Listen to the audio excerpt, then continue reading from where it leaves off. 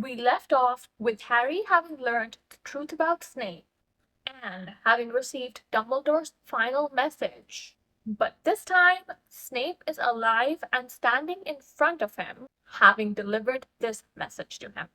Now, Potter, I have done what I had promised Albus Dumbledore I would do, Snape says in a calm, even tone. But I made another promise to myself the day your mother died, that I would do everything in my power to protect the son she died for. So, say the word and we walk away from all of this. Harry is quiet for a minute. Then he stands up, still not looking at Snape, and says in a voice which is way too quiet and way too calm, I'm going to see this through. Severus. With the use of his first name, Harry and Snape look at each other, and for the first time in either of their lives, they understand each other completely. Then I will accompany you and do my part afterwards, Snape says, standing up as well. Now I'm going to put on my invisibility cloak, Harry continues, in an almost businesslike way. You may use whatever form of disguise suits you until we get to the forest. Snape nods in agreement and goes invisible, and the two of them make their way to the castle grounds. Oh, and one more thing, Harry says under his breath as they walk through the Hogwarts grounds. Nagini, after Voldemort kills me, I reckon it might be easier then. She needs to be killed. I will see to it, Snape responds. As they approach the edge of the forest, there's a chill in the air, a very telling sign of the dementors that surround the forest. In this moment, Harry knows he is not going to be able to cast his Patronus yet again, but beside him, Snape casts his Patronus. Harry looks at the silver doe, now knowing why this Patronus feels more familiar to him than any he's seen before in his life. With the doe Patronus by their side, the two of them make their way through and onwards they go. As the doe Patronus fades away is when Harry remembers the snitch. Still under the invisibility cloak, he pulls out the snitch and retrieves the stone from within. He turns it thrice in his hand, and they appear. They're all here. Remus, Sirius, James, Lily. Almost the exact same exchange happens between Harry and the four of them, and it's as if Snape is not even there. You'll stay with me, Harry asks. Until the very end, James responds. They won't be able to see you, asks Harry. We're part of you, said Sirius, invisible to anyone else. At this point, Sirius does look over at Snape, and Harry understands the look of utter confusion on Snape's face because Snape can't see any of them. Harry then looks at his mother and says, Stay close to me. After this last exchange, Harry clears his throat and speaks a little bit louder so Snape knows he's talking to him. Lead the way. Snape pauses, unsure of what has just happened, but then he starts walking.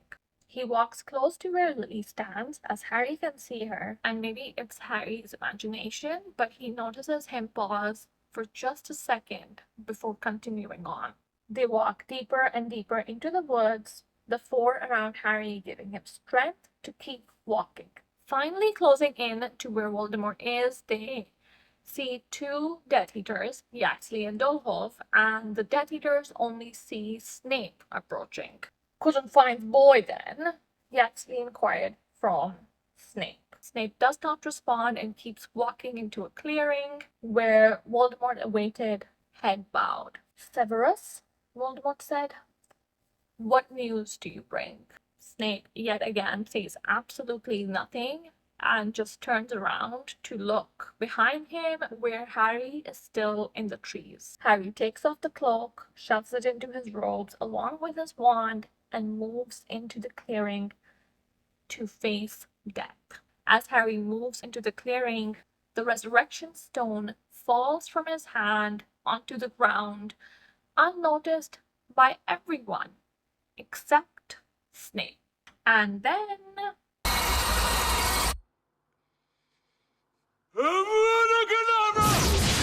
when Voldemort comes too, and so does Harry. Instead of Narcissa, it is Snape who Voldemort asks to go and check if Harry is still alive. Fight here or in the castle? Hogwarts, Harry breathes back. Snape turns around to Voldemort and says, dead. The Death Eaters move to Hogwarts to claim victory, with Hagrid carrying Harry, this time with Snape walking close behind Voldemort, his eyes fixed on Nagini, who is no longer in her protective orb. Harry is laid down at Voldemort's feet as Voldemort starts his speech of victory. Neville steps forward, Crop approaches, the centaurs throw in their arrows, and then everything happens almost in slow motion and yet too quickly. As in front of everyone, Severus Snape takes this opportunity to kill Nagini. The crowd from Hogwarts and the Death Eaters alike are all frozen as this twist that no one expected unravels in front of everyone's eyes. Voldemort seems to be the only one moving as he turns around, exploding with rage, his wand directed at Severus Snape. Protego, Harry shouts, leaping up from the floor, and now there are screams and shouts from both sides, and we know what happens next.